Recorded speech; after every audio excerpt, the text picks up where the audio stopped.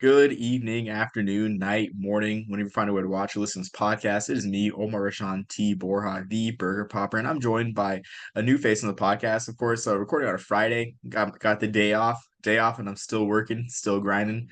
Call it Dame time. But I'm joined by a new face on the podcast, a gentleman that I have just talked to behind the scenes, done some work for him that will be released later on this summer, which I'm excited, which I enjoy doing, and I'm excited for it to release. I'm joined by Matthew Bartlett of the Roost, one of the leading Rice athletics platforms. Matthew, thank you for joining. And then if I miss anything in the introduction, just please cover it. No, that's me. Thanks for having me. Glad to be on and glad to get back with some Service Academy football. It's been a couple years. Yeah, it has been a couple years. I remember growing up, Rice was a thorn in my side, like throughout the I can because I've been an Army fan. If you watch or listen to the podcast, you know I've been an Army fan my whole life since the mid 2000s. And man, like the mid 2000s used to get after us, like the Chase Clement, Jarrett Dillard, James Casey, and then later on. I loved watching Dreyfus Jackson, but not against Army. Dreyfus Jackson had our number for a couple years. So, and even too, Luke Turner. Luke Turner was one of my favorite players in college football, but again, not when he was playing against Army.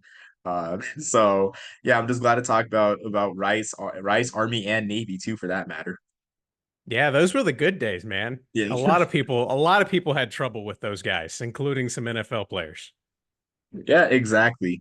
I mean, mentioned like James Casey and Luke Turner. Like, man, the Rice Owls, they sure love their Wildcat guys. They love their Wildcat quarterbacks. Like, that's one thing you can't take away from them.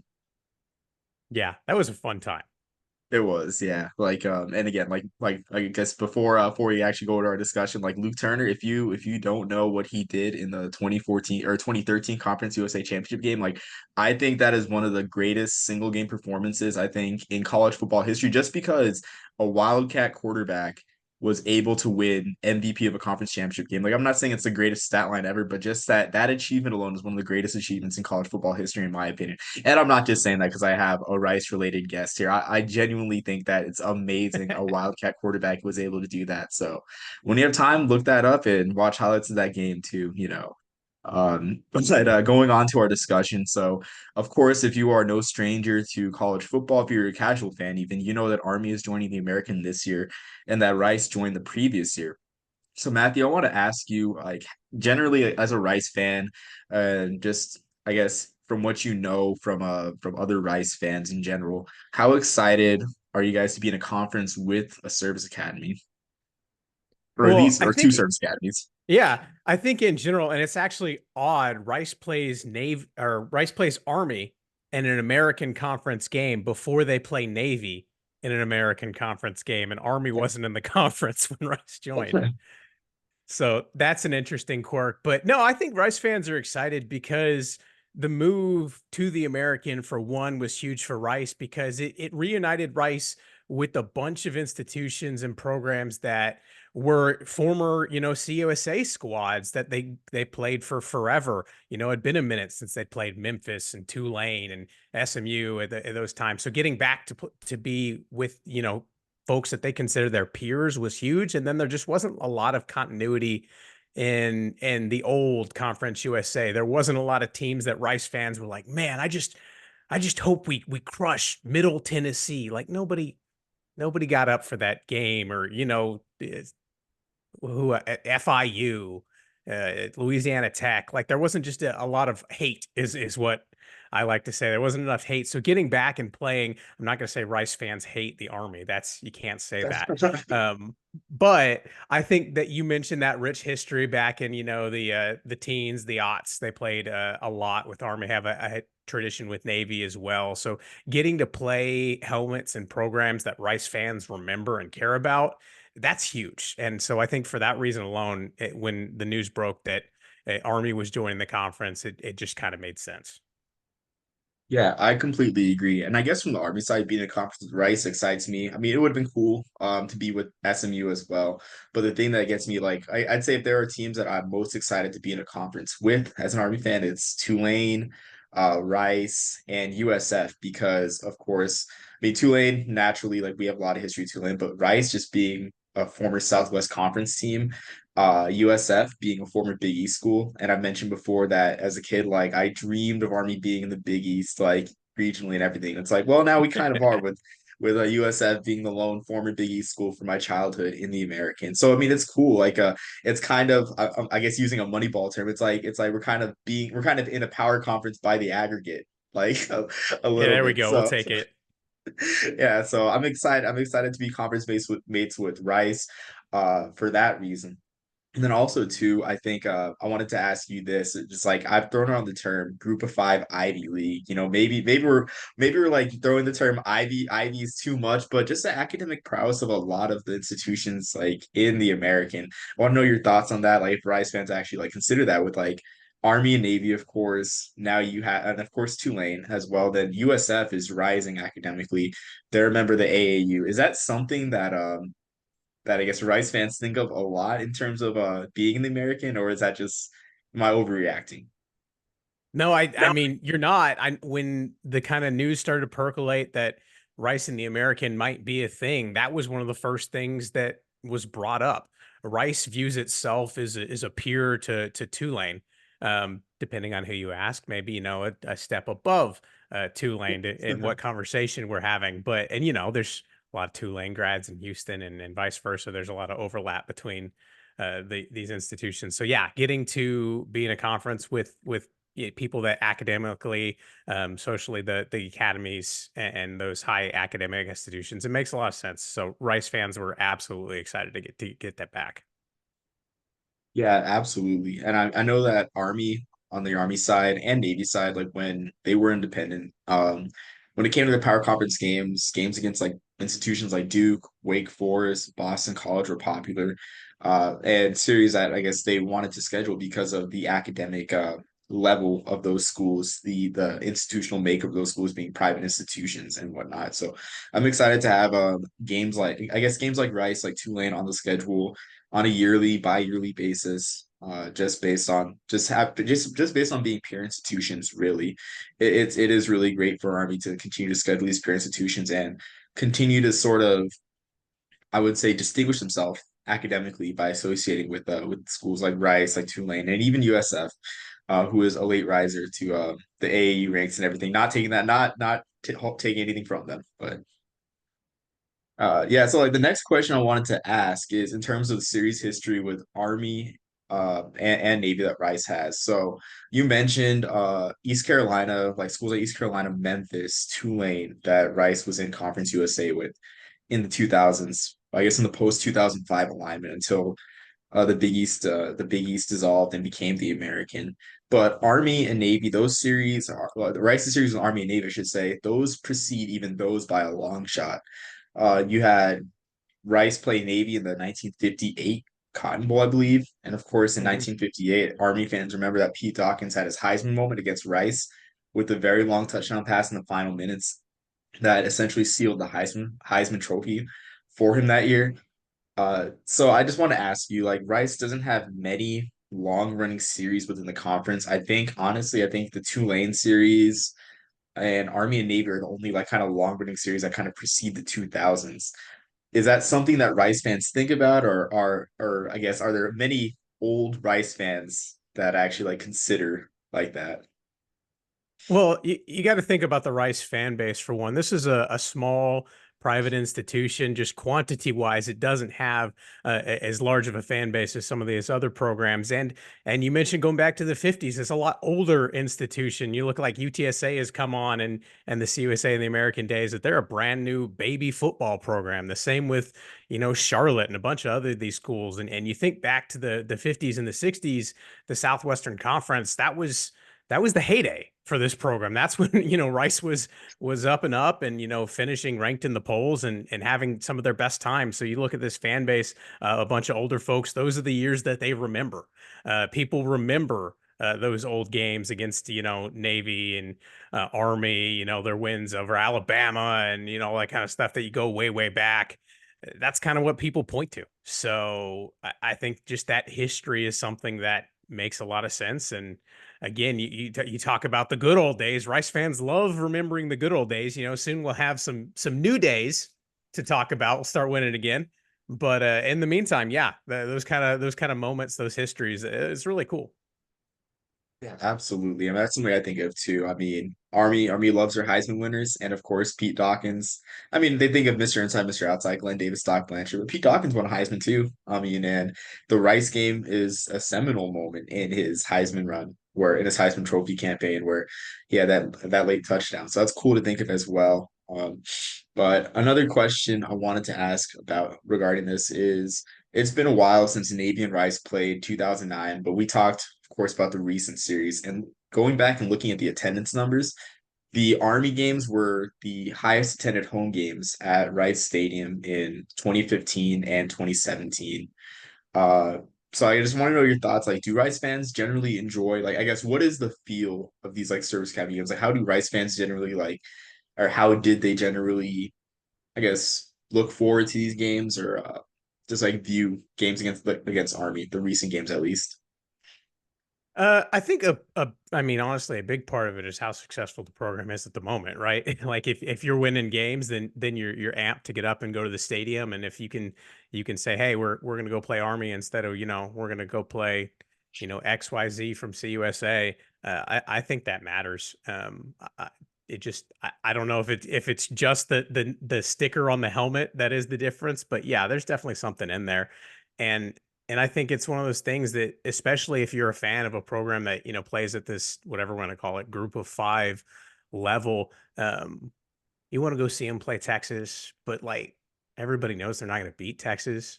So Mhm. like if you're choosing between games you can go to, is like, man, I'd love to go see him play Army, play a Navy, play a peer institution, a game that there's a better chance of winning, um, versus, sitting out in the 40 acres and melting in the sun. Yeah, no, I agree. I agree for sure. And I know it's harder for Army to be like a national Army and Navy to be like a national brand these days. As a Power Five split looks imminent in a way, but it's just great to see us kind of be I guess, tent pole program for the group of five still, where fan bases come out and love to see Army football. And I think that's a problem that we have restructuring our schedules. Since, of course, joining conference, we have to shed a ton of independent games where a lot of these group of five programs are like, we want to host Army. And of course, listening, excuse me, to Ask for Football, shameless plug. I do some freelancing for Ask for Football, but on their podcast behind their paywall content, I guess I shouldn't say unfortunately, if I work for this this platform, but they mentioned that a lot, or they had an interview with the athletic director saying that a lot of Group of Five schools wanted to keep arming the schedule. So you'll see that we restructured the schedule to schedule some of these in 2037, 2038, when I will be 37 or 38 and 39 years old at that point. Crazy to think of. But yeah, it's just great to see us be a 10-pole program.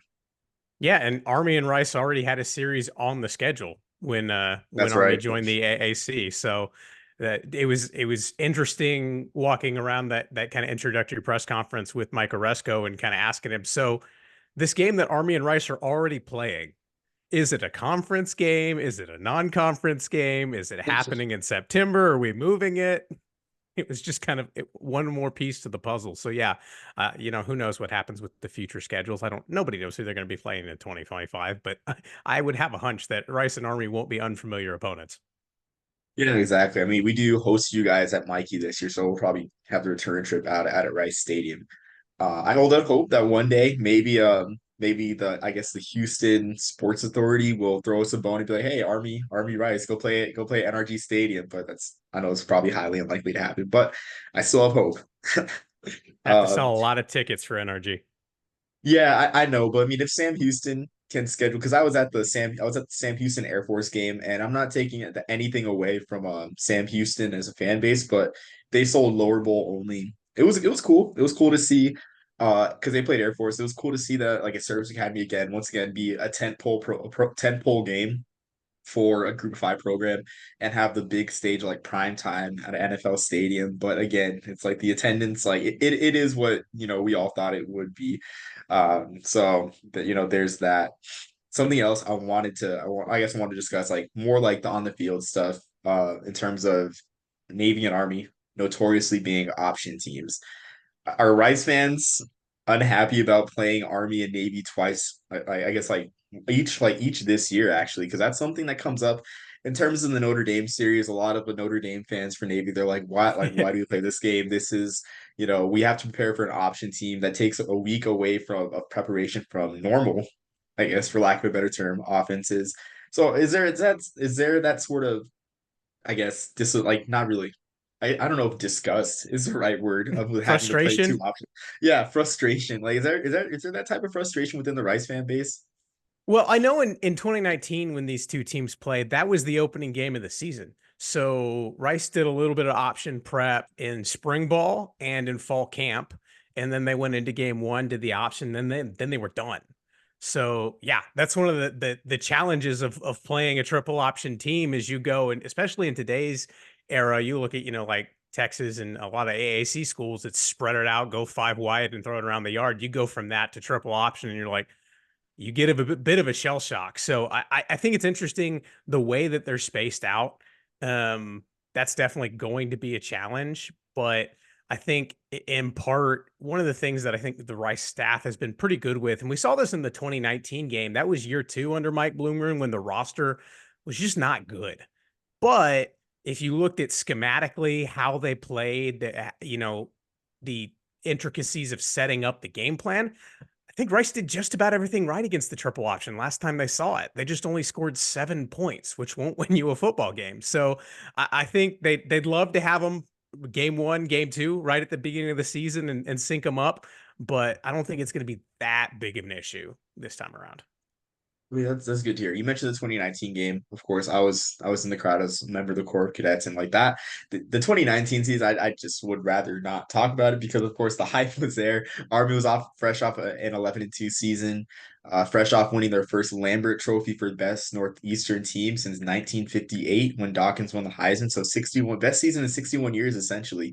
And I remember ESPN releasing an article about Army possibly making the New Year's Six if they go 13-0 with a win against Michigan. So like the hype was at an all-time high. And man, like I wasn't pressing the panic button week one watching that, but I'm like, man, like wasn't this team like a couple votes shy of being like the first preseason ranked Army team in almost 60 years? And I'm like, okay, like maybe it was just maybe just a little bit of the buzz getting in their heads, and we ended up going 5-8, and just wasn't a fun year. But I do remember that. I remember that game well, and like I give props to Mike Bloomgren for preparing that team like very well. I really do. But Yeah. I yeah, I guess like on top of that too, like more on the field, I guess. So we've seen Bloomgren's offenses grow more into, or I should say, I want to. This is a great time to mention Marcus Tuiasosopo, who like I firmly believe played in the wrong era. Just love watching the old Marcus Tuiasosopo. He's one of the few. He's like one of the few guys with a 300 200 game. The two which I call the Tuiasosopo. Um, he's one of Oh, the he few guys was with a fun, man. Tuiasosopo. Yeah, he was amazing. But with those offenses, they've become more focused on the air. But do you think, I guess like I didn't really watch as much Rice last year as I should have, as sad as I am to admit, they were fun to watch. But I kind of liked Rice more when they ran more of the two back sets and everything, when they were more kind of like a Stanford of the American. I guess, do you kind of see Stanford, I guess sorry, Rice playing kind of like Army's game, like running more power to take time off the clock, give their defense more rest against Army, or are we at the point of no return where we won't have a rock fight come Army Rice or Rice versus Navy? It's not going to be as much of a rock fight as it was in 2019. I think that's for sure. But I think it's interesting because Bloomgren came in from Stanford and he was, intellectual brutality. That was his thing. We're going to pound the rock, run the football. Just the only problem is when he got there, the roster was so bad, he didn't have enough offensive linemen to do it. And as he's kind of progressed and the offense has evolved, you've seen Tuiasosopo's fingerprints, all of it. They kind of skewed. And with the quarterback play, you had JT Daniels, 5-star slinging it all around. You had that, you lean more towards the pass centric offense and winning that. And that in turn kind of opened up the run game a little bit more. So as we see, no JT this year, got EJ Warner coming in from Temple. Really, really like him and his ability. But you have a superstar running back in Dean Connors. So I think we've kind of hit the point where at the beginning of Bloomgren's tenure, it was all run, maybe a little pass. And last year we flipped the other way and we went most pass, a little bit run. I think this year might be the most balanced year that we have this offense have in, probably the every year under Bloomgren so far. So I think you'll have a little bit of rock fight, but there's going to be some passing too.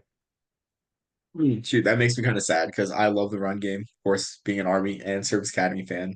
Yeah, I love the run game. So it makes me a bit sad, but I'm not surprised. I mean, EJ Warner is a tremendous talent. So I'm glad to see that you guys got EJ Warner. I'm excited to see him work in that system. It's gonna be good for his pro progression for sure. I just hope he doesn't have a big game against us. That's all I hope because EJ Warner is probably the single reason why Navy didn't go to a bowl last year. I mean, so that man is a hated man by military communities, I guess. But yeah, I think that's really all I have I guess have to ask really in terms of Rice and Army joining or Rice. Yeah, Rice, I guess Army joining the American and Rice's relationship with them regarding that. Do you have anything final to add, Matthew? Well, I just want to say that I'm excited for these games. I'm going to do my best to make it out to Mikey, and I would love to get to Annapolis at some point. So, of all the games, yeah, like I said, conference realignment. Who knows if these teams are in the same conferences next year? We joke, but who knows? But while it's here, I'm going to enjoy it because this is a fun game, and especially with Rice having the aspirations they do this season, getting to play some peer institutions that they think they got a good chance to go to toe to toe and maybe win a couple. It'll be fun. Yeah, absolutely. I mean, the trip to Mikey, of course, is the bucket list venue for sure. But I mean, it's a lot of people's bucket list on a lot of people's bucket list for stadiums. Never been to Navy Marine Corps Memorial Stadium, but I've heard great things about it. They've done a great job of that stadium over the years, and it's always packed. Really, it's always packed. So, I mean, I hope you do get to make it down in the next few years. But who knows? With conference realignment, like you say, we might be ACC conference mates or Pac 8 conference mates. I guess in some time. I'm not putting anything past reality. Who knows? I give up. It doesn't make sense. Yeah, exactly. I mean, I'm just waiting each year for all the conference moves to end up in whatever happens on by July 2nd. That's what we have. No expectations. That's what we have, and that's what we're doing for that year. So thank you again, Matthew, for joining. I really enjoyed this conversation, and hope this isn't the last time that we get to chat about Rice football. And for everyone watching and listening, thank you for joining. And until next time, everyone, peace, love, and soul, the Burger Poppers.